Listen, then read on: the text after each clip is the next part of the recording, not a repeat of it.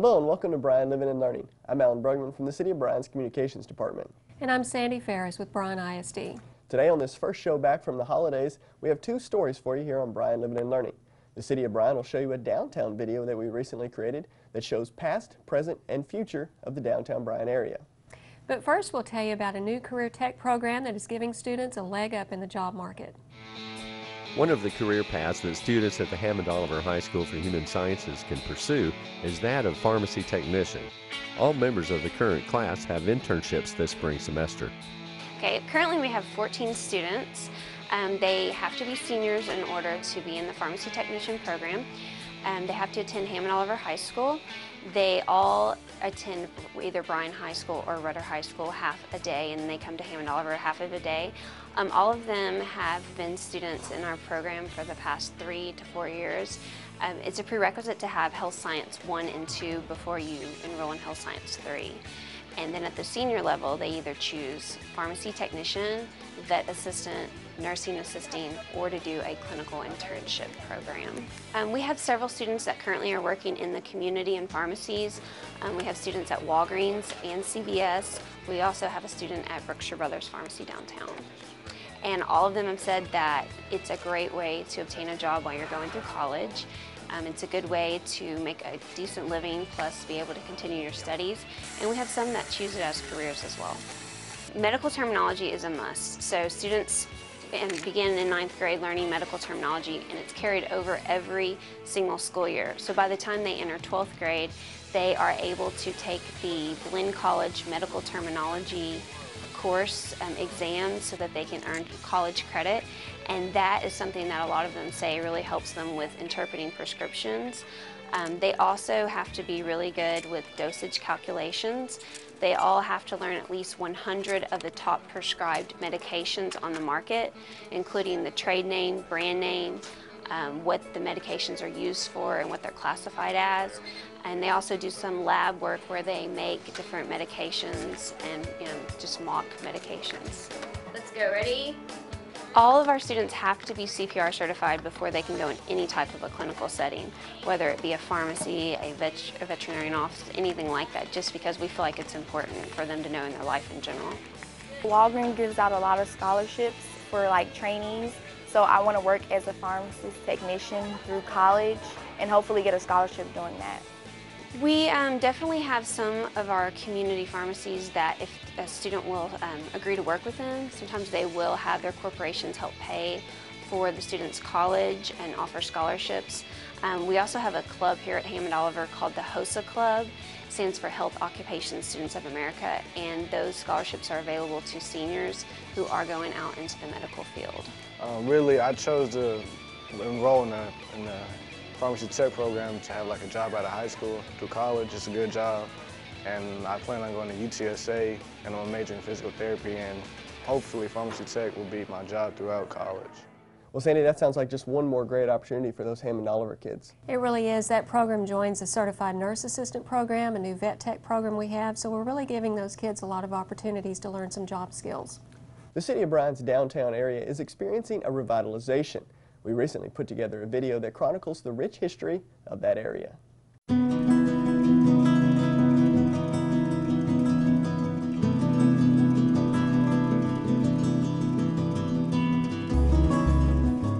Like many Texas communities in the mid and late 19th century, Bryan began as a small town stop along the state's expanding railway system.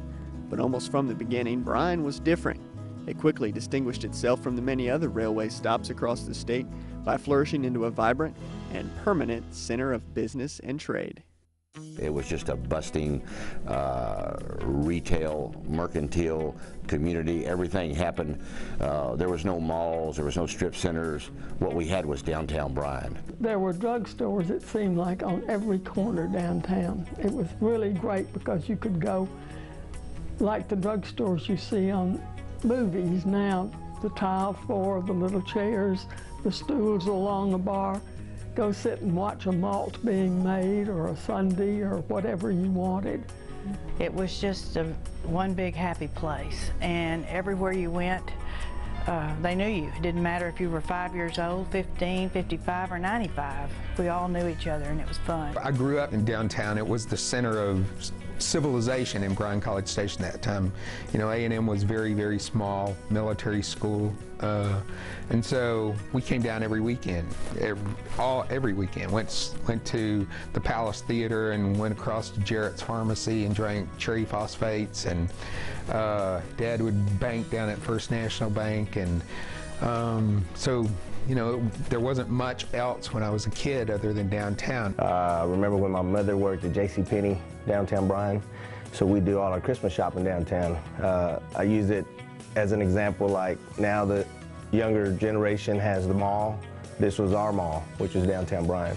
But things began to change as cities expanded and people and businesses began to move out of downtown. What started to happen is growth began to go south and east. Typical suburban sprawl began to spread out away from the urban center, and as a result, the banks, department stores, shops began to leave downtown and follow what we call follow the housetops. So they began to leave in the 60s, 70s, 80s. They went to the new shopping centers. They left and went to the new business corridors south of here. And they also went to the new malls, the Manor East Mall in the 60s and Post Oak Mall in the late 70s. And so it was a big migration away from the city center here that had been there for 100 years. The first little shopping center that opened up was the one that's right out there at Townshire. Some of the major merchants in downtown Bryan started moving out to Townshire. And that's from what started the exodus of downtown merchants. And it just started from there on, and Bryan started going downhill. And it was a slow death. It was a lot of abandoned buildings, a lot of horrible streets that were torn up. I say torn up, but just potholes and, you know, no trees, not a lot of beautiful things to really look at. A lot of your older buildings were covered up with slip covers and that kind of thing, and in bad shape. For a couple of years, our downtown featured a fallen down major building which was across the street from an empty LaSalle hotel that bums were staying in and birds, pigeons were roosting in, windows boarded up, windows broken. As I went into high school, you know, I hardly ever came to downtown. I think the only reason we came through downtown was to drop something off at, you know, Twin City Mission or something like that. So there was really not a destination of anything to go. Most of those businesses had moved on, moved further south on Texas Avenue by that time. It was just really a ghost town. Bryan wasn't alone, as many Texas downtowns were deserted at that time. However, a glimmer of hope remained for downtown Bryan, and that was shared by a small group of residents. Everybody knew that downtown Bryan had some really kind of cool buildings, but nobody could figure out what could we do to get things going. Some citizens got together and formed a group called Downtown Now, and the city council was, at that time, was forward-thinking enough to allow Downtown Now some funds for a hired employee. Some downtown property owners thought of just cutting their losses by simply bulldozing down their buildings. Thankfully, that didn't happen, thanks to a group of dedicated citizens. It's the root of the heritage, what brought this community together, what developed it, why the settlers stopped here, what helped it develop and grow. I could call it the heart of a city, the beating heart of a city. I think a lot of people would argue that point, but I will tell you this, that a city without a robust, walkable district, retail district, that is also a residential district, that is also a commercial, a business district, an office district. I think that city is lacking, and I think you see that. It was then that leaders of the city of Bryan decided to take action, and they started with a building that's windows had been boarded up for years. The first order of business at that time was to really look at the biggest eyesore in downtown Bryan at the time, a diamond in the rough. It was definitely the rough that time, and that's the LaSalle Hotel. If anything was going to happen in downtown Bryan, you just couldn't have boarded up plywood windows on a 7-story building in the middle of downtown and revitalize. So that was the first, I'll call it the first major catalyst project. After the LaSalle was fixed up and the historic Carnegie Library was restored in 1999, the city decided to do more. The city council and the mayors and a lot of leaders in Bryan decided we are going to bring back one of the biggest assets we have, and we're going to revitalize downtown. And they said, let's allocate some funds to develop a master plan in 2001. The city hired the consulting firm of Looney Ricks Kiss Incorporated from Nashville, Tennessee. They suggested to do things right and start over with new infrastructure. And they recommended that we make a splash. We totally tear out and start over on a 4-block area as a phase 1. And it's not just what the city has done to the area, but the community partnerships that were formed. And the idea was it doesn't need to be completely city-driven about everything that goes on in downtown. The idea at that point was, let's not have a city department that does downtown Bryan revitalization. We want to work with a group that represents or that works with the business community. The city continued the master plan with phase 2 in 2006. That effort remodeled 4 blocks of Bryan Avenue. And during each step of the way, the city has completely redone water and sewer connections, drainage, and they've buried electrical lines and installed fiber optic cable, which has allowed for high-tech businesses in downtown. We've done 2 phases so far complete of downtown, both on Main and Bryan, and we're working on the next phase in downtown north on Main Street, and that'll kind of extend the north and south boundary of Main Street for the downtown infrastructure improvements. So I think that's going to be a really neat sight to see, to stand at one end and be able to look all the way down, to see the ice house at the other end and have that new infrastructure all the way down the roadway. That project should wrap up in 2011, but expect downtown Bryan to continue to grow.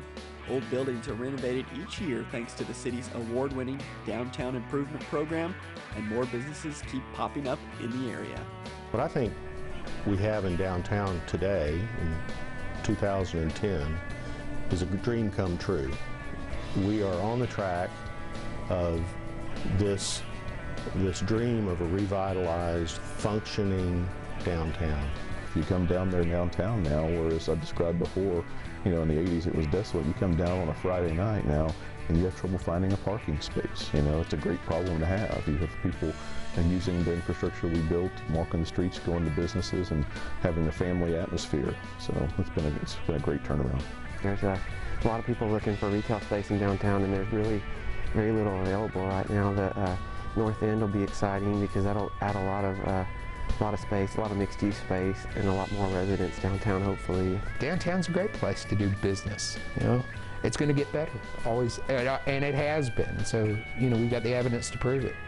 Any given day, I could just skip down the sidewalk. I mean, and shout, just shout. I mean, it is so exciting to see this many people downtown. People used to say downtown Bryan is dying, and I said, no, it is dead. But it now has risen from the dead. And it's alive and well, and I think it's going to continue to be that way.